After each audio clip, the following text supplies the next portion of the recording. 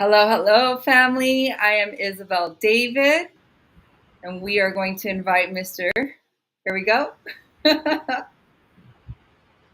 All right. Hello, Here's, everyone. yes, this is here Jason David.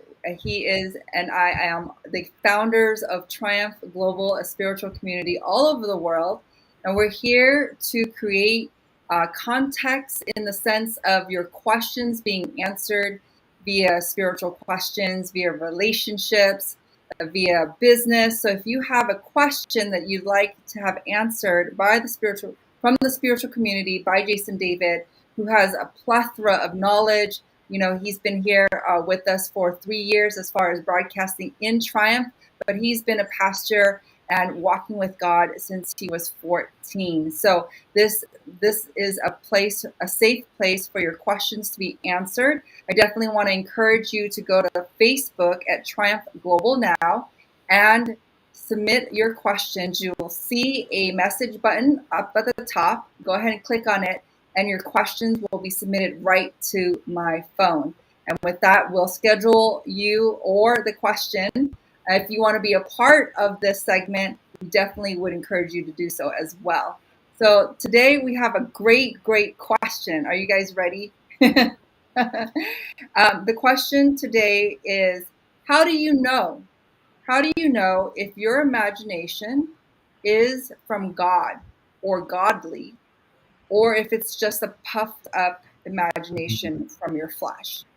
And I want to provide some nuances, because the nuances include, let's say, if you want to you have a God, you have a purpose, you believe it's Right. from God, and this is your imagination. You're thinking, okay, if I get this hospital, that's a godly imagination. You know, I'm receiving this hospital. But what about if it's more, you know, we know very obviously, like, if I get 500 Lamborghinis, that's my imagination. I want to be wealthy and I want to receive, I'm seeing 500 Lamborghinis. That's a little bit more obvious that we could say that's from our flesh, right? So I want to kind of give the family a little bit of nuance to know, when is the imagination from God, or when is it from your flesh? How do you know it inside yourself? This is a beautiful question. You know, when we ask these questions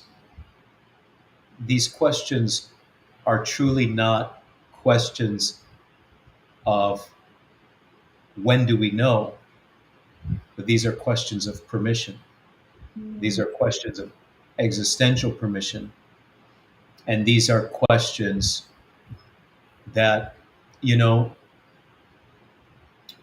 when a child may be still immature, all adults are children that stop growing.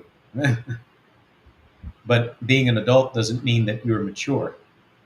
Right. So we must have an understanding of what maturity is. And but with that said, when we're children, when you have a child that is learning from a place of, um, let's say, loss and reward.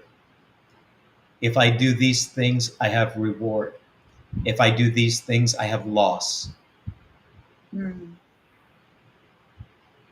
Then sometimes some children will then have an impulse that arises that says, how much of this side of loss can I do and get away with before I lose? Mm. How unbehaved can I be until mom truly looks at me with that look of the death gaze, you know, or how much can I challenge my father before I'm sent to timeout, Right. right? When we ask, at times, we get to realize that at times when we ask, how do we know what thoughts are from God and what imagination you use? Imagination is from God, or what imagination is from, what did you say? The flesh. From the flesh. we're also somewhat, we must clarify that in there is not a question of how much flesh can I get away with. Mm, that's good. How much can I get away from true spirit before it becomes fleshy? Mm, So with your example, if I had an imagination of 500 Lamborghinis that I want, there's 500 Lamborghinis, I want 500 Lamborghinis, right? yes. And you're asking, and you're like, oh, that's totally flesh. But how many Lamborghinis is not? Is 25? Can that be spirit? How about one? Mm. So there begins to be, in your example, a subterfuge, a subconscious bartering with God.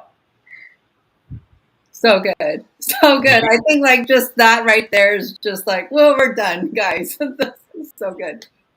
So good. So what you're asking when you're asking the question of how do I know whether an imagination is from God, which you used what seems to be positive things. It seems like, oh, we like cars, we like uh, Yves Saint Laurent bag or a Chanel shoes, or Jimmy Choos. I love Jimmy Choos, or Ferragamo shoes.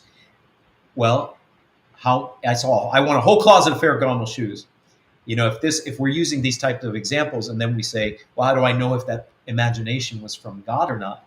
Well, the fact that you're asking if it was from God or not should already lean you to not put stock in your imagination Mm. in that way, because you have to we get to separate between the motivation is what you're asking. Mm. How Yeah. do I know? How do I know what imagination is from God and from the flesh? What you're asking is, how do I discern the motivations that generate imagination? Wow.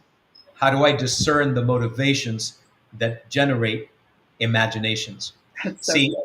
imaginations are compelled and generated by motivations. Yes. So if you're motivated by spirit, then you will have spiritual imaginations. If you're Mm. motivated by flesh, then you will have fleshly imaginations. Come on. That's so good. I mean, That's I so want good. I want to make sure that you have time to talk. This is important for people. It is I think this is a great absolutely. question. Yes, I think when it comes to that, then you can really get a distinction about what is spiritual, you know, and what is flesh. Definitely, especially when you're talking about Lamborghinis and you're saying it's not 500, but one or two or five or 10. It's based on what you are working and co-creating with God, right? And yeah, and the motivation. So Yes. if per your example, if 500 Lamborghinis popped up in the imagination, a sense of desire, like, ooh, I want 500. Yes, I'm going to have 500 Lamborghinis. What was the motivation? Was the motivation to personify something that you want someone to view you as? Hmm. Well, now you know it's carnal, not spiritual. Right. Right. Okay. That's good. Okay. Right. If it was for a guy to get a certain type of girl, a certain type of woman, and I'd rather say girl, because if you have to have a certain car to get a certain type of woman, then she's not a woman, she's a girl. Mm. Right. Those are great distinctions. So, but if the motivation, the imagination, you go back and go, what influence was I under when I had the imagination? Was I in a spiritual frequency? Was I in love, serenity, bliss, enthusiasm, being led and driven by the eternal reality? Or was I being driven by the temporal reality? So if I find that once I get to the motivation, then I find exactly where it was under. I was under the motivation of people pleasing or my repertoire, what I look like in the world. You Right. know, this gets into certain nuances, right? Because at the same time, someone might not care anything about that stuff,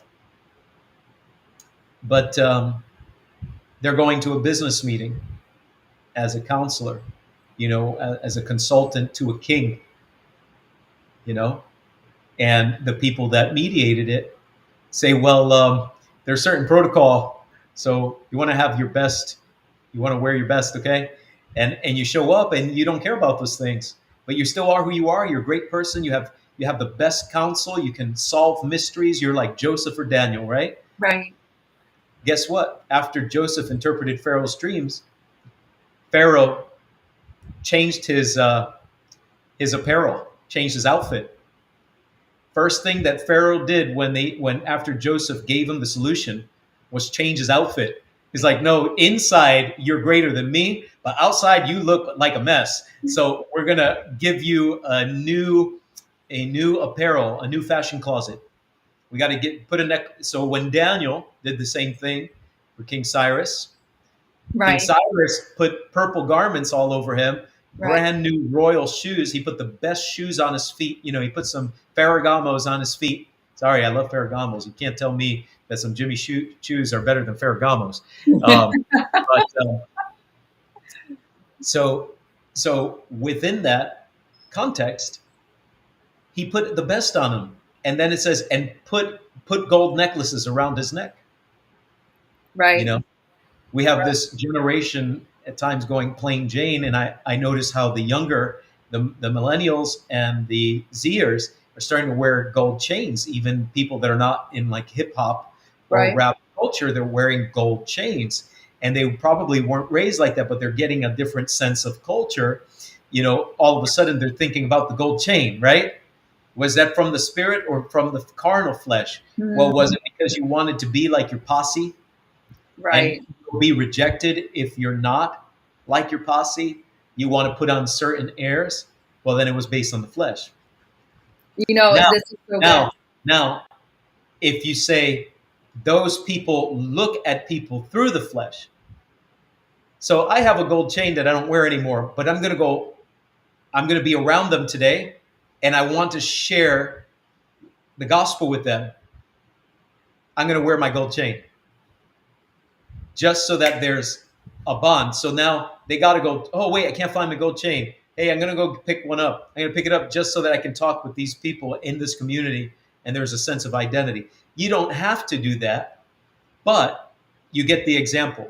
It's a I do. loose example. So that same gold chain motivated for different reasons, right? Right. So the Pharaoh and Xerxes and King Cyrus changed Daniel's appearance. I'm pretty sure Daniel wasn't. I'm pretty sure he got a nice camel too, Right. Right. a nice Lamborghini camel, So a good. nice, the best to ride on, right? The best Right. horses, the best chariots. I'm pretty sure Daniel wasn't all about that, and I'm pretty sure Joseph wasn't all about that because he had been crushed. He had lost everything twice. Right. So he had transcended external appearances, but that doesn't mean that now they don't put certain appearances on in certain environments because of the way people view things and Right. because of people's interactions. So they don't want their appearance to be a hindrance to the message that they're conveying. Yes. Right. Right. So now you're still talking about things, but the things are motivated by different things, by different motivating factors. So if your imagination, let's say your imagination about owning a portfolio of $100 million in property portfolio of $100 million, and you get this download of this imagination, but when you got the download, you were in a place of giving. You're in a Mm. place that you wanted to solve something in the world, and you wanted to build schools in Africa or in Southeast Asia. Southeast Asia needs schools right now. They need materials. Um, you know, you wanted to build medical clinics for the HIV pandemic amongst children Mm. in eastern and northern Thailand, or Cambodia, right, or certain areas of the Philippines. Well, and you were in that mode of getting in the vibration of solution, the receptivity of solution and co-creativity with God. And boom, you see the answer. The answer is not a program online. The answer is go build a real estate portfolio of $100 $9 million of 9 figures, and out of that, give 70% of the profit to that and reinvest the 30% so you can make more, so you can build more schools. And now the person is like, yeah.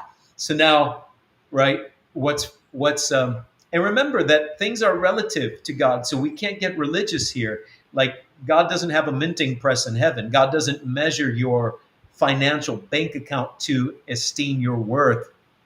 Hmm. That's so important. So So important. someone massively spiritual and humble and God actualized, Christ actualized, and illuminescent in their being can have a billion. Let's be better, because the reality of what's out there, $50 billion, and Hmm. be completely actualized, and there could be another person that only has 50,000 in their bank account, in their equity, and they're both absolutely actualized beings, and it has nothing to do with their monetary account. It has to do with their internal and heavenly accounts.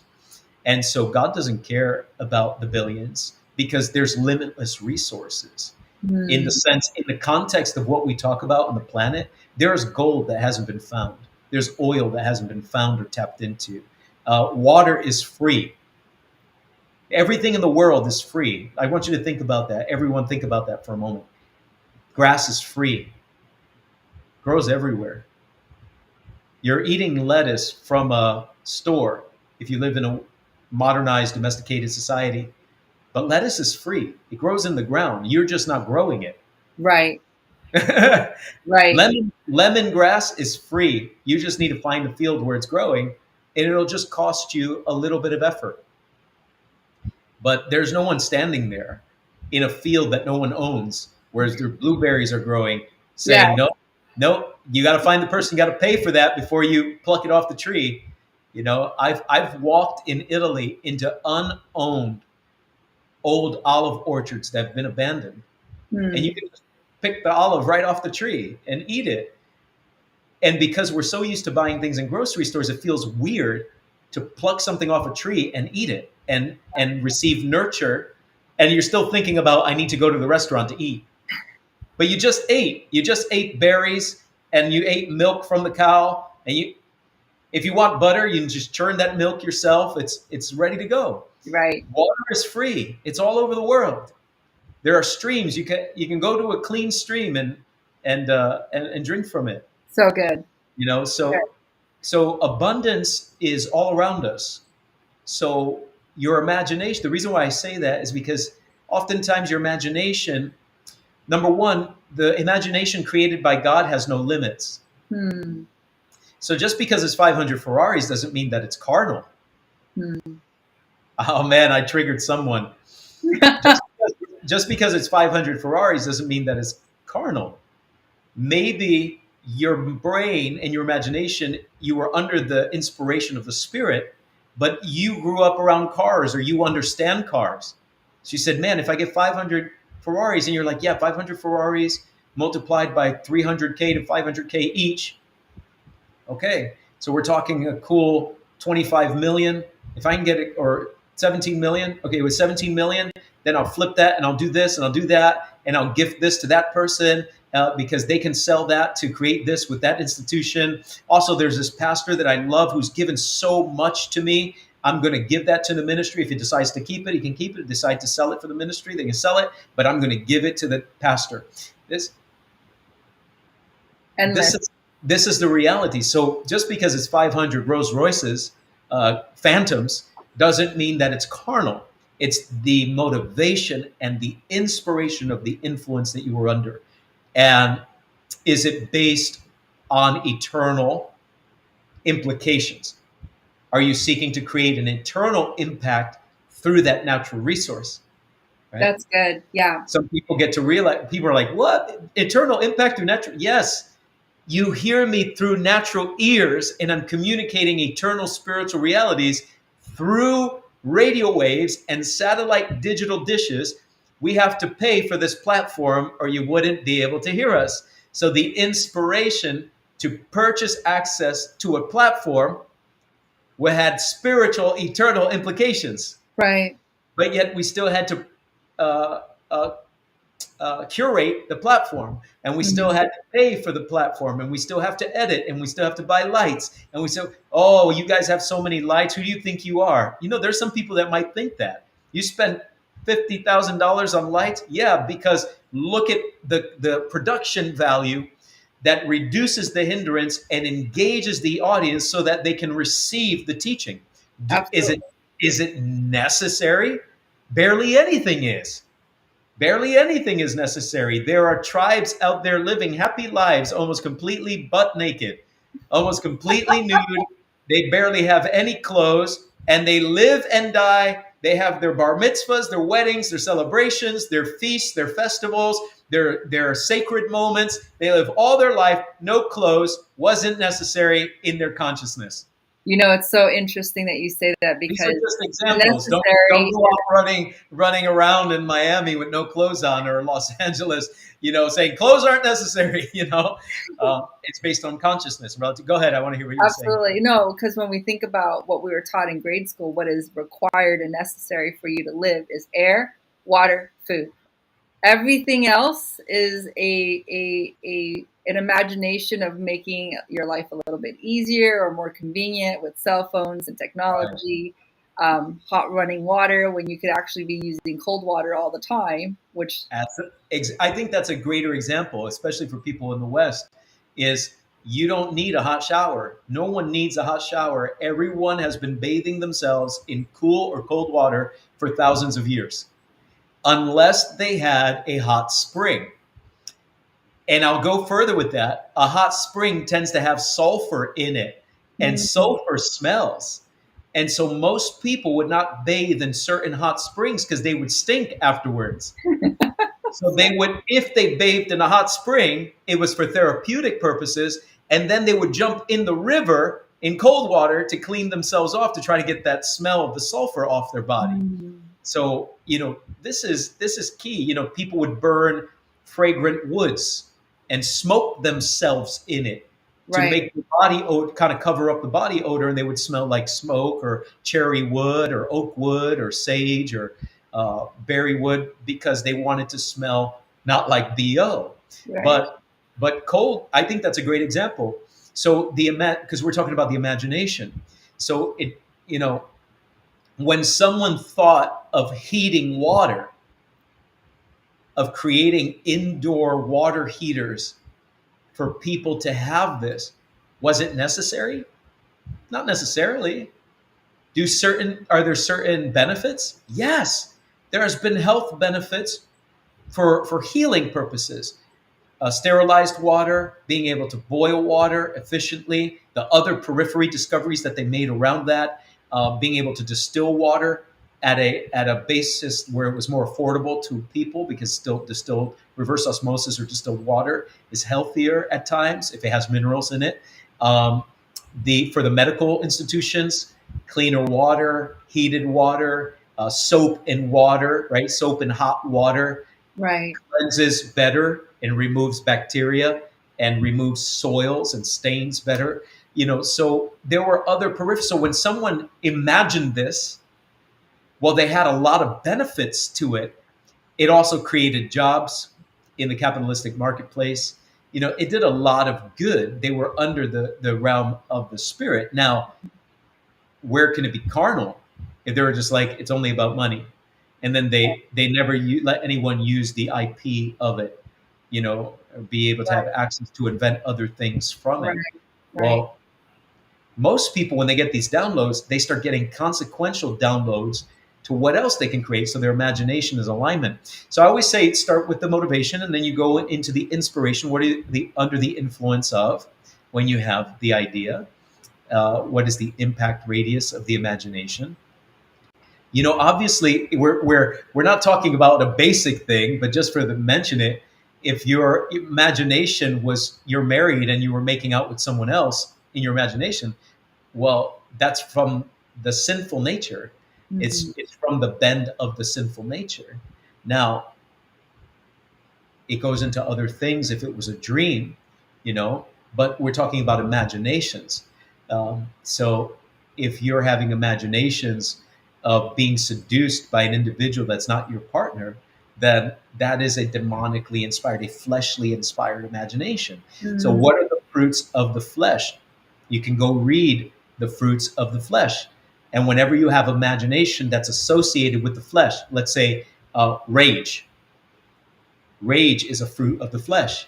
So if you're having an imagination fueled that has rage in it, it's fleshly. So we Mm. didn't mention this side, but that I because it's think that's based, so important. So yeah, important. Sometimes you have inserts in your head where you're imagining something bad happening, right? Some right, like the shoe will drop or something will happen and you become worried about something. So that's a really great distinction as to what is from God and right. what is from the sinful nature. That's so good. Right. So let's read it. Galatians 5:19-21 says the works of the flesh are evident. So that's why we didn't even talk about it, because they're evident. So if you Mm. have an imagination by being under this influence of the flesh, it'll look something like this: sexually immoral, so bent out of creativity, destructive, sexually immoral, impurity. It will not be pure. You will not feel good in your heart about it. Your conscience will not be clean.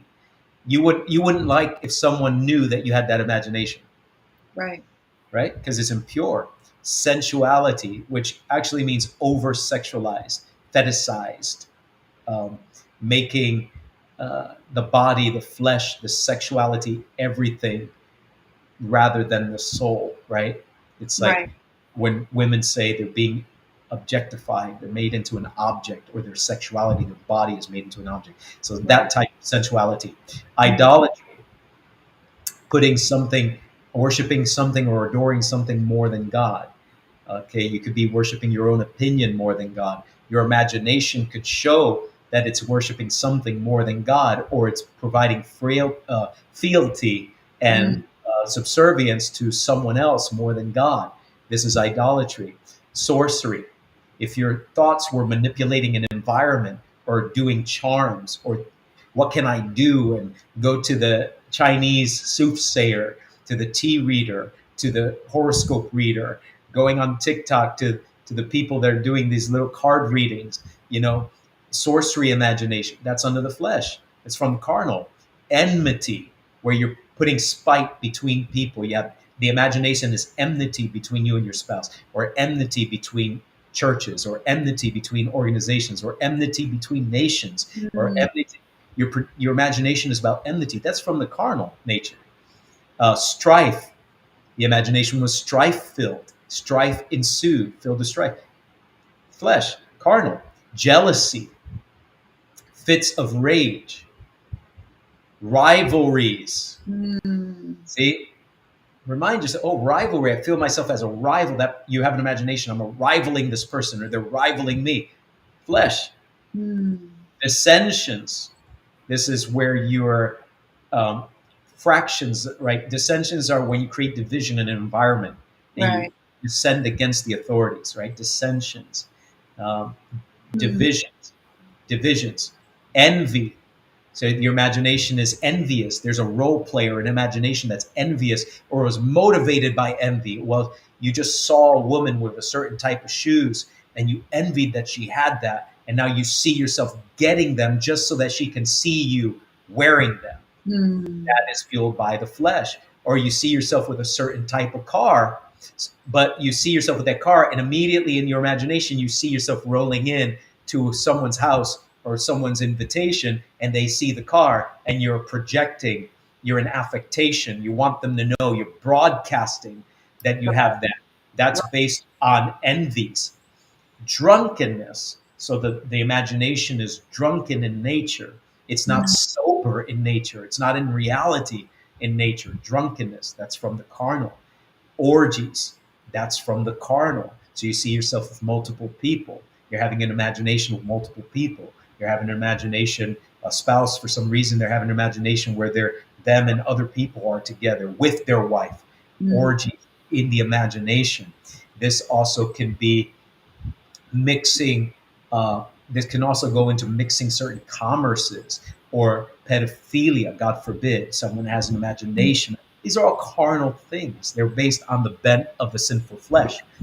And so we didn't mention these things because even how Paul starts, these things are evident. These things are evident. Look in the world and look at all the destruction that all these things cause. Look Mm. at this is the works of the flesh. So the fruit of the Spirit is love, joy, peace, patience, kindness, goodness, gentleness, meekness, temperance, and self-control. So if the imagination is sparked by love, joy, peace, generosity, affection, goodness, patience, kindness, temperance, self control, self discipline, moderation, givingness, opposite of rivalries, teamwork, right? If it's motivated, if it's not impurity, it's purity. If it's sensuality, then remember that word there is over sexualized based on the body. Mm. If it was that the opposite, sacredness around the body, Mm. sacredness around sexuality, but not like polyamorous type of things where they bend their conscience to see it in a way, but yet it doesn't survive. None of Right. what they say works, and none of it survives, and they have these scars in them later on. No, your sacredness around sexuality based on what works within morality, right? Because now you have to get to the opposite. Immorality, morality. Morality is what works, what is in alignment with God and creation and nature and the homeostasis of all things, and Right. doesn't produce um, destruction of life. Right. Right. Yeah, That's so good. That's so good. I think you just putting that together provides a distinction for the family here, because I think when we look at our hearts and we look into right, ourselves regarding imagination, it's right, sometimes we can be aloof to what we're actually seeing in our real of our vision, our perception. So right. asking ourselves, is it godly, and here's the fruit of the spirit, then, and also here's the fruit of the flesh, you can bring some distinction, some contrast, and then you can uh, pray differently, go a different route, right? That's right. Create new routes in your mind to a better imagination, more excellent Come on. imagination. Come on, that's right. Because you want to not focus on what you don't want. You want to focus on what you do want. So you don't focus on not committing imaginations of the flesh or carnal imagination. You focus on generating spirit imaginations, spirit machinations, spirit imaginations, spirit thoughts. You generate role plays because everyone sees their life as a real. Everyone always sees their life as a real. Everything you're going to do today, you see before you do it. Right. You see how you behave, how you walk, how you talk, how you dress. There's an internal image of self. So you rewrite that image in every point of spiritual life and spirit thought and spirit speaking, right? Righteousness in Christ, right believing is where you start. Right Yeah. believing produces right thinking. Right thinking produces right speaking. Right thinking and right speaking produces right action, right beingness, right? So when you have this right beingness, now you have right articulation. Now you have right you because you're generating from right role play. You're generating from a righteous image of self, which is God in you, Christ in you, the hope of glory, the Yes. kingdom of heaven within you. And Yes. so we're living from the kingdom of heaven within because we're seeing ourselves play out who we are now as a new being by the identity shift, and so we're focused on the good. I love what you said. We're focused on the good, and we're creating from that new image of self. It just feels so much better to focus from the good. It's Absolutely. absolutely feels. Absolutely. And life, the biomagnetic sphere of us and how life responds to it only responds to what you think about. What you think about comes about. That's why Proverbs 4:23 says, guard your heart above all things, for out of it flow the issues of life. Mm, it's so powerful, powerful, powerful scripture. Thank you so much for being here and elucidating such a powerful message and answering this question. Family, I Thank you. hope that this has blessed you. If it does, please consider sharing it with your friends and family. Also, if you haven't done so already, please subscribe. It will help the algorithm. And again, if you want to get in touch with us, you definitely want to DM us on Facebook at Triumph Global Now. And I'll see you guys next time. Thank you and God bless.